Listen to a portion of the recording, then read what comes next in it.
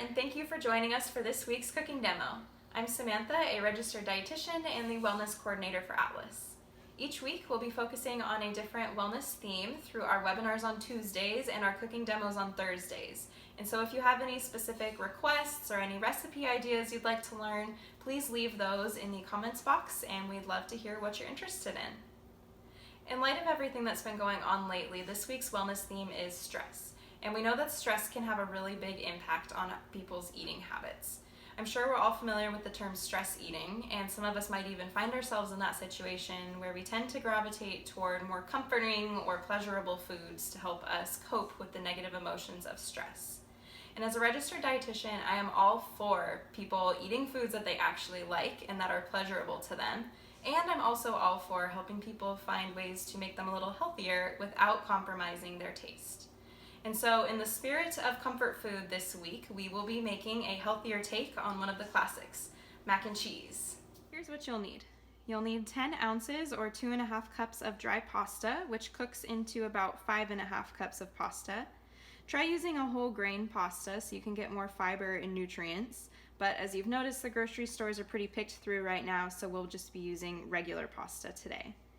Any shape will work as long as it's one of the shorter shapes like the elbow macaroni or the shells or the penne, because those really scoop up the sauce the best. You'll also need 3 tablespoons of butter. 2 tablespoons should be divided out for the sauce and 1 tablespoon for the topping.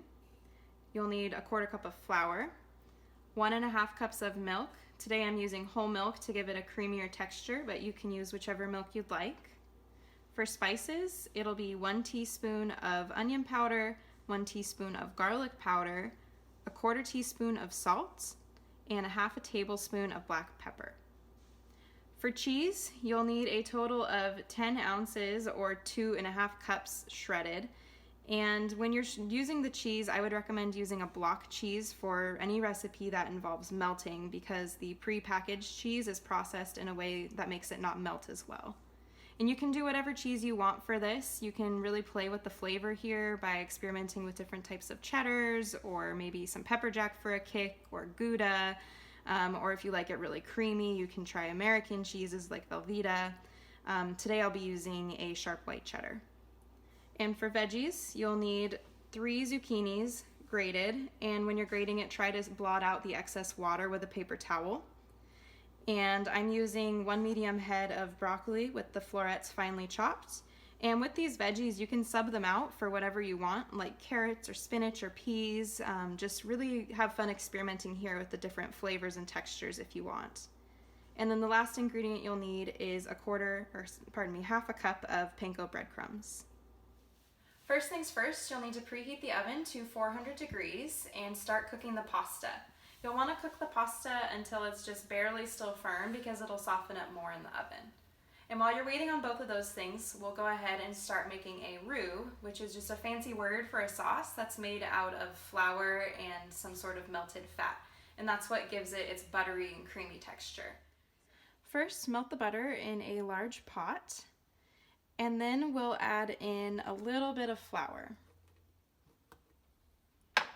Go ahead and whisk in that flour until it starts to get nice and smooth.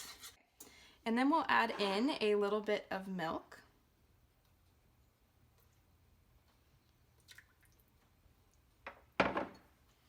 Again, mixing it all in until it's nice and smooth.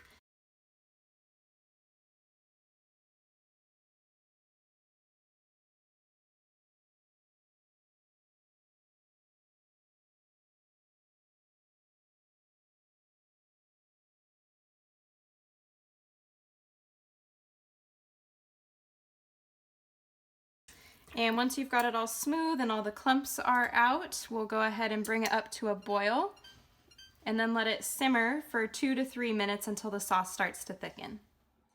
And this is what your sauce should look like once it's thick.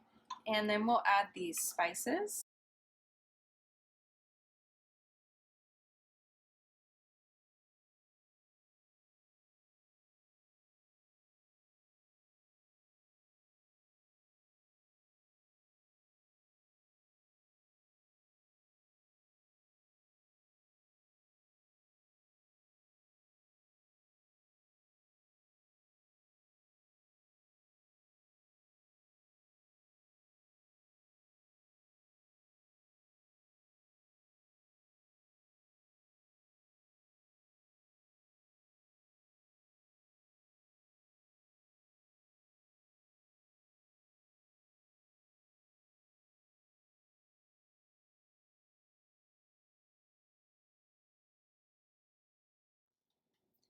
And you'll need to transfer it to a 9 by 13 inch baking dish.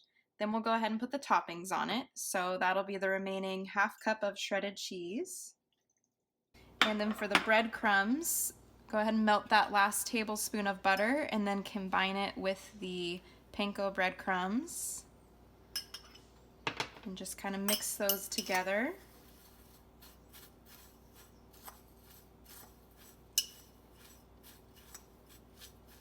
And then sprinkle that on top as well. And now we'll go ahead and bake it in the oven for 10 to 15 minutes or until the center starts to get warm. And you can also end the last 2 or 3 minutes on broil if you like it to be nice and crispy. And now it's time to dish up and enjoy. I hope this recipe soothes your soul during this stressful time and leaves you both physically and emotionally satisfied.